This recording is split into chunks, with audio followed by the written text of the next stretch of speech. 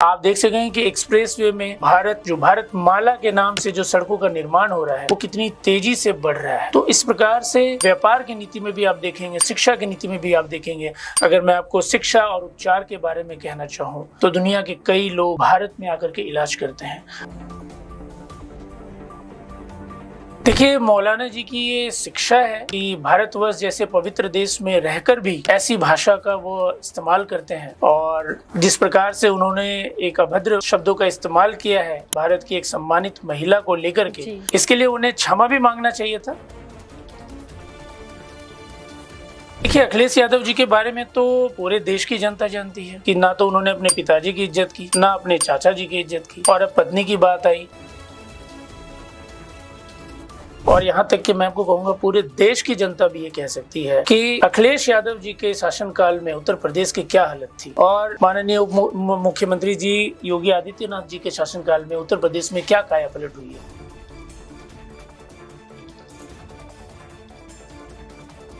तो ऐसी चर्चा है योगी आदित्यनाथ जी की चर्चा सिर्फ उत्तर प्रदेश ही नहीं, अलग राज्यों में भी है, जहां लोग कहते हैं कि उन्हें भेजो हमारे मुख्यमंत्री के रूप में।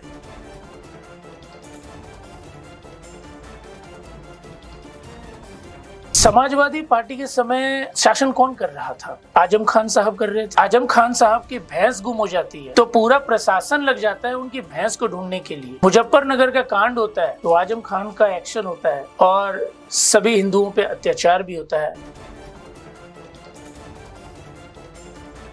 हमारा देश अब किसी के सामने नहीं झुकेगा। ट्रम्प साहब का कहना है कि कृषि उत्पाद और दुग्ध उत्पाद हमसे आप इंपोर्ट करो। हमारा देश कृषि प्रधान देश। क्या आपको लगता है 70 करोड़ की जनता हमारे देश में किसान है? क्या आपको लगता है या किसी को भी ऐसा महसूस होता है कि हमें कृषि उत्पाद को आयात करना चाहिए भारत में? आप ऐसा सोचते हैं? ऐसा नहीं हो सकता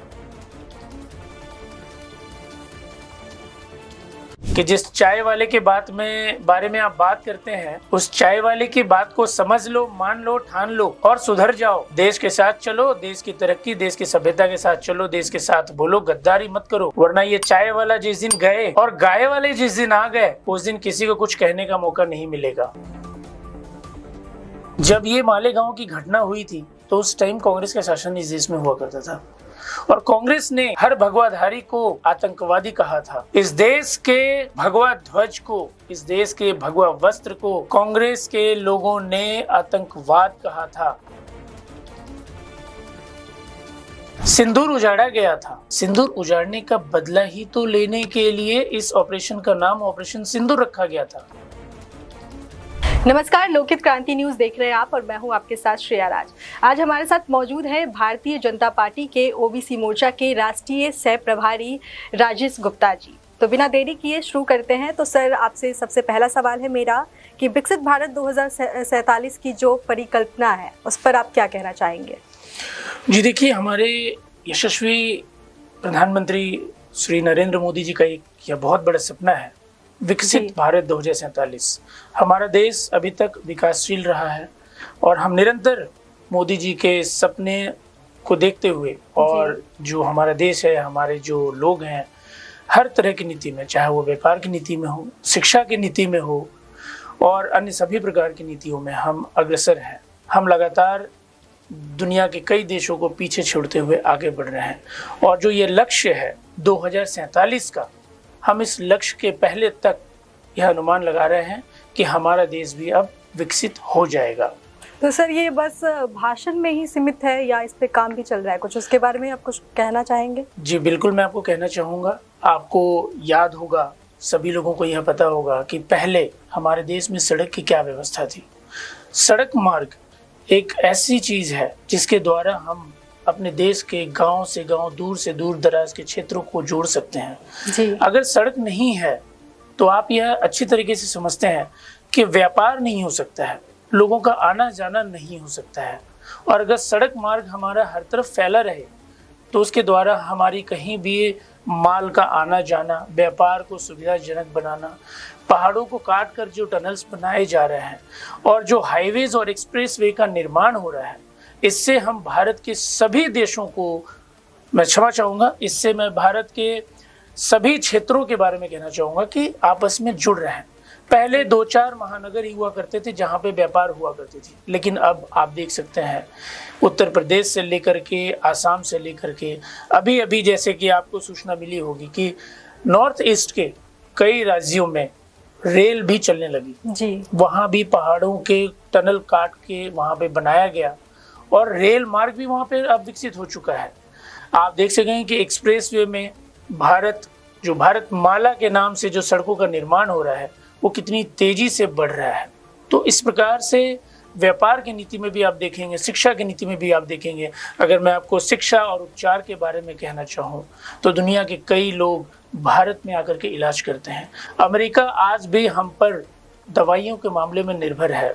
हम कई प्रकार की दवाइयों का निर्माण करके उन्हें निर्यात कर रहे हैं कई देशों में। तो इस प्रकार से हमारा विकसित भारत 2047 का लक्ष्य बहुत जल्द पूरा होने वाला है। जी, तो सर एक जैसे अभी रिसेंटली एक मुद्दा आया था जिसमें जो डिम्पल यादव है उस पर एक मौलाना ने तंज किया था, बहुत ही भद्दे बयान दिए थे, तो उस पर आप क्या कहना चाहेंगे? देखिए, मौलाना जी की ये शिक्षा है कि भारतवर्ष जैसे पवित्र देश में रहकर भी ऐसी भाषा का वो इस्तेमाल करते हैं और जिस प्रकार से उन्होंने एक अभद्र शब्दों का इस्तेमाल किया है भारत की एक सम्मानित महिला को लेकर के, इसके लिए उन्हें क्षमा भी मांगना चाहिए था, जो कि उन्होंने अभी तक किसी प्रकार की अपनी बात को लेकर के गलती नहीं मानी है और ना ही उन्होंने अभी तक क्षमा मांगा है। तो सर इस पे आपको नहीं लगता कि जैसे अखिलेश यादव, जैसे डिम्पल यादव तो उनकी पत्नी है, लेकिन अखिलेश यादव ने इस मुद्दे पर कुछ वैसा बयान नहीं दिया, तो इसके पीछे की क्या वजह रही होगी? देखिए, अखिलेश यादव जी के बारे में तो पूरे देश की जनता जानती है कि ना तो उन्होंने अपने पिताजी की इज्जत की, ना अपने चाचा जी की इज्जत की, और अब पत्नी की बात आई तो ऐसी वोट की राजनीति करके किसको क्या मिलेगा? वही आपने कभी देखा कि मोदी जी देश में वोट की राजनीति करने के लिए अपने देश का मान सम्मान कभी नीचे गिराया हो? कभी ऐसा नहीं हुआ होगा। तो मोदी जी जैसे काम करते हैं वैसे अखिलेश यादव तो खैर सपने में भी कभी नहीं सोच सकते हैं। उनकी पत्नी, जहाँ पे मैं कह सकता हूँ कि पत्नी अपने पति से यह आशा रखती है कि हमारे सम्मान की, हमारे इज्जत की रक्षा करेंगे, वहाँ एक मौलाना कुछ भी कह जाता है और अखिलेश यादव जी सिर्फ इसलिए कि मुस्लिम तुष्टीकरण करेंगे जी। और इसकी वजह से वो मौलाना के खिलाफ कोई भी कार्रवाई नहीं करते हैं, ना तो उनके खिलाफ कोई बात कहते हैं। जी हाँ सर, मतलब जैसे अभी अखिलेश यादव जैसे पूर्व सीएम रहे यूपी के और योगी आदित्यनाथ रहे हैं, तो आपको दोनों में क्या लगता है कि ज़्यादा मतलब किसने काम अच्छा किया? मतलब दोनों में डिफरेंसेस क्या है आपके हिसाब से? देखिए, ये तो मैं क्या पूरे उत्तर प्रदेश की जनता कह सकती है और यहाँ तक कि मैं आपको कहूँगा पूरे देश की जनता भी ये कह सकती है कि अखिलेश यादव जी के शासनकाल में उत्तर प्रदेश की क्या हालत थी और माननीय मुख्यमंत्री जी योगी आदित्यनाथ जी के शासनकाल में उत्तर प्रदेश में क्या काया पलट हुई है। आपको याद होगा अतीक अहमद जैसे क्रिमिनल्स की, मुख्तार अंसारी जैसे क्रिमिनल्स की, ये क्रिमिनल्स राज्य को चलाते थे, इनका बोलबाला हुआ करता था। कभी कोई भी पुलिस वाले भी बोल नहीं सकते थे। आपको ध्यान होगा तो मैं बताऊं कि पुलिस वालों को भी बंधक बना करके मारा पीटा जाता था और अखिलेश यादव जी कहते थे कि छोड़ दो पुलिस वालों को, तो छोड़ा जाता था। इस तरह के क्रिमिनल एक्टिविटीज यहाँ पे हुआ करती थी। लेकिन अब आप देख सकते हैं पूरे प्रदेश की जनता, पूरे देश की जनता ये देख रही है कि योगी आदित्यनाथ जी के शासनकाल में पुलिस को कितना बल दिया गया है, कितनी ताकत दी गई है। किसी भी क्राइम को, किसी भी गलत चीज़ को बर्दाश्त नहीं किया जाएगा। मैं आपको बताना चाहूँगा, कुछ पल पहले मैं पंजाब गया था। पंजाब में एक ई रिक्शे में मैं जब बैठा तो उसने मुझसे पूछा कहाँ से आए हो आप। मैंने उन्हें बताया कि मैं उत्तर प्रदेश से आया हूँ, मैं गाजियाबाद निवासी हूँ। उसने कहा कि आप योगी आदित्यनाथ जी को पंजाब भेज दो, हम यहाँ पे भाजपा को वोट करके योगी आदित्यनाथ जी को अपना मुख्यमंत्री चुनना पसंद करेंगे। मैंने कहा क्यों? उन्होंने कहा, उस रिक्शे वाले ने कहा कि यहाँ पंजाब में नशाखोरों का जो बिजनेस चल रहा है और जो नशा लोग करके पंजाब में सब अर्थव्यवस्था को खराब कर रहे हैं, वो सिर्फ एक ही व्यक्ति रोक सकते हैं और वो है योगी आदित्यनाथ जी। तो ऐसी चर्चा है, योगी आदित्यनाथ जी की चर्चा सिर्फ उत्तर प्रदेश ही नहीं, अलग राज्यों में भी है, जहां लोग कहते हैं कि उन्हें भेजो हमारे मुख्यमंत्री के रूप में। जैसे योगी आदित्यनाथ का जो बुलडोजर एक्शन है उस पर भी जो विपक्ष हमेशा निशाना साधते हैं कि ये गलत है, तो आपको क्या लगता है ये सच में गलत है बुलडोजर एक्शन? उनका कहना होता है कि बहुत गरीबों का घर उजड़ जाता है उससे। नहीं, गरीबों का घर नहीं उजड़ता है। गलत के साथ जब कानून के हिसाब से सही किया जा रहा है तो गलत लोगों को तो सही भी गलत नजर आएगा। जी जी। तो ये क्रिमिनल्स होते हैं, ये वैसे लोग होते हैं जो पथराव करते हैं, ये वैसे लोग होते हैं जो हंगामा करते हैं, ये वैसे लोग होते हैं जो शांति भंग करते हैं। इसके खिलाफ अगर कानूनी कार्रवाई नहीं होगी, अगर गलत लोगों के दिल में शासन का, प्रशासन का डर नहीं होगा, तो ये प्रदेश और विकसित भारत 2047 का सपना भी पूरा होना मुश्किल लगेगा। जी, जी। तो ये जो कार्रवाई मुख्यमंत्री जी के द्वारा की जाती है, देश भर में कहीं भी अगर बुलडोजर की कार्रवाई होती है और अगर वो गलत इंसान है तो उनके साथ ठीक होता है, ताकि वह और उनके द्वारा ऐसे कोई भी व्यक्ति अगर ऐसी कोई भी घटना करने की सोचे भी तो उन्हें इस बात का डर हो कि उनके किए हुए गलती की वजह से उनका घर, उनका परिवार भी भोग सकता है। जी। एक और क्वेश्चन है, जैसे आपको नहीं लगता कि राजनीति में धार्मिक बयानबाजी बहुत ज़्यादा बढ़ गई है? देखिए, धार्मिक बयानबाजी वाली बात जो है वह जो विपक्ष की पार्टी है जी, समाजवादी पार्टी और कांग्रेस की पार्टी के अगर आप इतिहास देखेंगे जी, तो समाजवादी पार्टी के समय शासन कौन कर रहा था? आजम खान साहब कर रहे थे। आजम खान साहब की भैंस गुम हो जाती है तो पूरा प्रशासन लग जाता है उनकी भैंस को ढूंढने के लिए। मुजफ्फरनगर का कांड होता है तो आजम खान का एक्शन होता है और सभी हिंदुओं पे अत्याचार भी होता है और एक बहुत बड़ी दुर्घटना को भी अंजाम दिया जाता है। तो धार्मिक खेल तो समाजवादी पार्टी के समय चल रहा था। हमें याद है कि बचपन में जब हमने किताबें पढ़ी तो हमें हमेशा पढ़ाया गया अकबर महान है जी। महाराणा प्रताप के बारे में कभी पढ़ाया गया क्या? महाराणा सांगा के बारे में कभी पढ़ाया गया क्या? कभी छत्रपति शिवाजी महाराज जी के बारे में पढ़ाया गया क्या? उनके बेटे के बारे में छत्रपति संभाजी महाराज के बारे में पढ़ाया गया? या कभी उनके ऊपर कोई सिनेमैटिक फिल्म बनी जो हमें दिखाया गया? ये सारी चीज़ों को तोड़ मड़ोड़ के कांग्रेस के द्वारा जो शिक्षा मंत्री उनके हुआ करते थे, जो उनके हाई कमान के मिनिस्टर्स हुआ करते थे, इन सब को तोड़ मरोड़ करके हमारे देश की सभ्यता को, हमारे देश के वीर सपूतों को मिटा दिया गया। लेकिन आज आप देख सकते हैं कि हमारे बच्चों की किताबों में अब इन सब के इतिहास, इन सब की गाथाओं को जोड़ा जा रहा है, पढ़ाया जा रहा है, जिन्होंने देश के लिए अपना खून बहाया, अपने परिवार तक को कुर्बान किया। और आज आप देख सकते हैं कि कई फिल्में, सिनेमैटिक फिल्में, कार्टून कैरेक्टर, बच्चों के लिए एनिमेशन फिल्में, कई सारी चीज़ें अब बन के आ रही हैं। अब हमें पता चल रहा है, हमारे देश की जनता को पता चल रहा है कि देश में क्या हुआ था, कैसे मुगलों ने हम पे जुल्म किया था, कैसे हमने उनसे आज़ादी पाई, कैसे अंग्रेज़ों ने हम पे जुल्म किया था, कैसे हमने उनसे आज़ादी पाई। तो धार्मिक खेल तो कांग्रेस और समाजवादी पार्टी के शासन में चल रहा था, अब तो सिर्फ एक ही चलता है, हम भारतीय हैं और भारत एक ऐसा धर्मनिरपेक्ष देश है जहाँ पे हर धर्म के लोग सुकून से रहते हैं। जी। मेरे कई मुसलमान मित्र हैं और वो कहते हैं कि भारत जैसा सुकून हमें ना तो किसी अरब देश में मिलेगा और ना ही पाकिस्तान में। वो खुश हैं यहाँ पे, हम सभी मिलजुल के रहते हैं। तो धार्मिक जैसी कोई बातचीत भावना इस देश में ऐसी बात नहीं है। तो सर, अभी जैसे रिसेंटली ट्रम्प टैरिफ जो है उस पर आप क्या कहेंगे? लागू होने से भारत पर कितना असर पड़ सकता है? देखिए, थोड़ा शुरू से मैं बताना चाहूँगा कि बहुत सारे लोगों को इसकी जानकारी हो भी और शायद ना हो, तो मैं बताना चाहूँगा कि अमेरिका के राष्ट्रपति ट्रम्प जो है वो दुनिया पे मोनोपोली, तानाशाही करना चाहते हैं। ये वो भारत नहीं रहा, ये मोदी जी का भारत है जी। ये नया भारत है। हमारा देश अब किसी के सामने नहीं झुकेगा। ट्रम्प साहब का कहना है कि कृषि उत्पाद और दुग्ध उत्पाद हमसे आप इंपोर्ट करो। हमारा देश कौन सा प्रधान देश है? कृषि प्रधान देश। जी। क्या आपको लगता है 70 करोड़ की जनता हमारे देश में किसान है? क्या आपको लगता है या किसी को भी ऐसा महसूस होता है कि हमें कृषि उत्पाद को आयात करना चाहिए भारत में? आप ऐसा सोचते हैं? ऐसा नहीं हो सकता। मोदी जी ने हमारे किसान भाइयों के लिए यह फैसला या जो उनका जबरदस्ती का हम पे थोपना था जी। ट्रम्प साहब का, उसको उन्होंने ठुकरा दिया कि दुग्ध में भी हमारे यहाँ कोई कमी नहीं है और ना ही कृषि उत्पाद में कोई कमी है। इससे ट्रम्प साहब थोड़े, वो कहते हैं ना कहावत, खिसियानी बिल्ली खंबा नोचे, उनकी हालत वैसे ही होती जा रही है।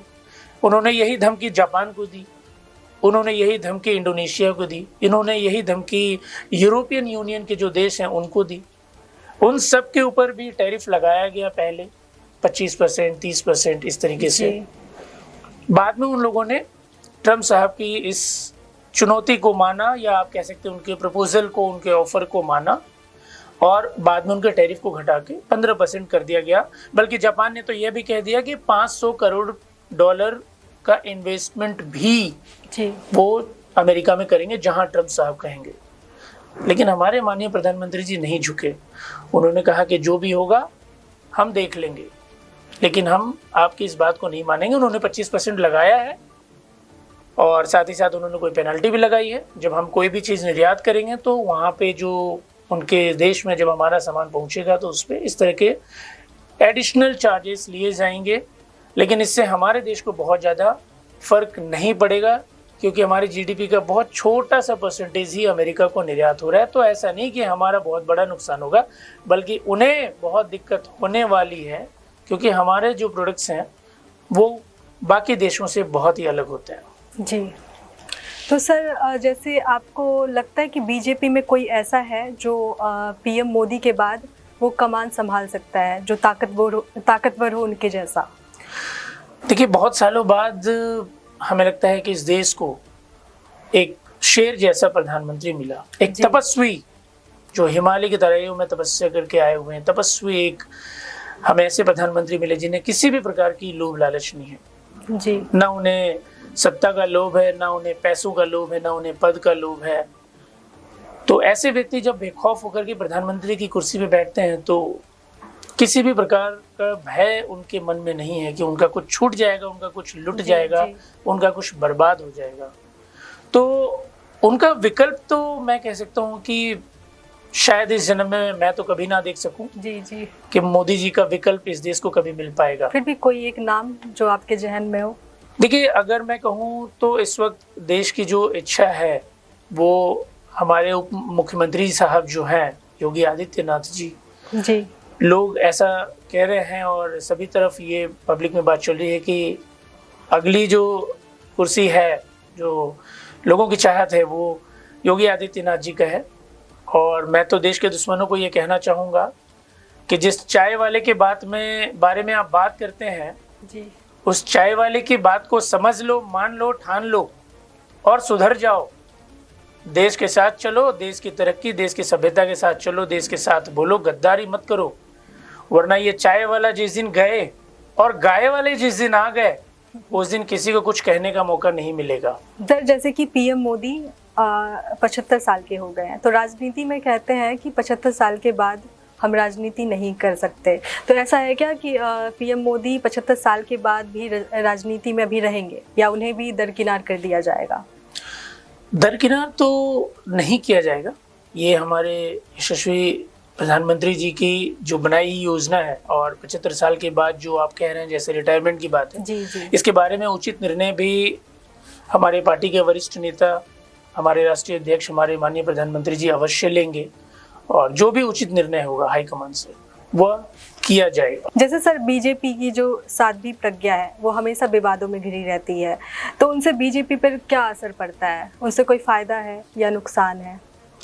बीजेपी पे असर? जी, आपको पता है साध्वी प्रज्ञा का केस कब हुआ था? उस टाइम देश में किसका शासन था? आप जानते हैं इसके बारे में? जब ये मालेगांव की घटना हुई थी तो उस टाइम कांग्रेस का शासन इस देश में हुआ करता था, और कांग्रेस ने हर भगवाधारी को आतंकवादी कहा था। इस देश के भगवा ध्वज को, इस देश के भगवा वस्त्र को कांग्रेस के लोगों ने आतंकवाद कहा था। क्या उन्हें आतंकवादी में और भगवाधारी में अंतर समझ में नहीं आता? इन्हें सिर्फ वोट की राजनीति करनी थी, इन्हें सिर्फ पाकिस्तान के आकाओं को खुश करना था जी। भगवाधारी कभी भी आतंकवादी नहीं हो सकते हैं। जो भगवान की पूजा में लीन रहते हैं, जो लोगों की सेवा में लीन रहते हैं। साध्वी प्रज्ञा जी के केस में तो यहाँ तक कहा गया कि आरएसएस ने ऐसे कराया। क्या जानते हैं ये लोग आरएसएस के बारे में? आरएसएस को कभी आपने दंगा करते हुए देखा? जब कभी भी बाढ़ आती है, जब कभी भी कहीं दुर्घटना होती है, जब भी कोई प्राकृतिक जो भी नुकसान कभी भी होता है तो आरएसएस बिना किसी स्वार्थ के, क्या आपको लगता है आरएसएस को कहीं से तनख्वाह दी जाती है या वो किसी प्रकार की नौकरी में होते हैं? वो देश सेवा में, लोक सेवा में अपने समय को देते हुए, अपनी जान को जोखिम में डालते हुए लोगों की सेवा कर रहे हैं, देश की सेवा कर रहे हैं, और ये भगवाधारी को बदनाम करते हैं। अब आपने रिजल्ट देख ही लिया कल जी। कोर्ट ने इनको बाइज्जत रिहा किया, इनके ऊपर कोई भी दाग नहीं लगाया जा सका। तो मैं आपको गर्व से ये बात कहना चाहूंगा, बल्कि घमंड से ये बात कहना चाहूंगा कि कोई भी हिंदू आतंकवादी नहीं हो सकता और कोई भी आतंकवादी हिंदू नहीं हो सकता। जी, तो सर सबसे आखिरी मेरा एक सवाल है कि अभी हाल ही में एक जया बच्चन का वो आया था कि उनका कहना था कि जो ऑपरेशन सिंदूर है तो उसका नाम किसने रखा, और ऑपरेशन सिंदूर में क्योंकि सभी का मांग गुजर गया था तो ये नाम उन्होंने बताया था कि ये सही नहीं है, तो इस पे आप क्या कहोगे? अब उनकी मानसिक ऐसी हो गई है तो फिर कैसे बात की जा सकती है उनसे। सिंदूर उजाड़ा गया था, सिंदूर उजाड़ने का बदला ही तो लेने के लिए इस ऑपरेशन का नाम ऑपरेशन सिंदूर रखा गया था। जिन बहनों की मांग की सिंदूर मिटाई गई थी, उन कायर बुजदिल आतंकवादियों के द्वारा, उनके तो पूर्व फाइनेंस मिनिस्टर पी चिदम्बरम साहब भी पूछते हैं कि पाकिस्तान से आतंकवादी आए थे कि देश के ही आतंकवादी थे। शर्म नहीं आती इन कांग्रेसियों को इस तरह के सवाल पूछने पे, जो हमेशा अपने देश के साथ आतंकवाद के खिलाफ उठाए गए कठोर कदम पे ही सवाल खड़ा करते हैं। और हमेशा कभी ऐसा हुआ हो कि देश ने, सेना ने एक कठोर कदम उठाया हो दुश्मनों के खिलाफ, आतंकवादियों के खिलाफ, और विपक्ष ने कभी उस पर तालियां पीटी हो कि बहुत अच्छा काम किया आपने?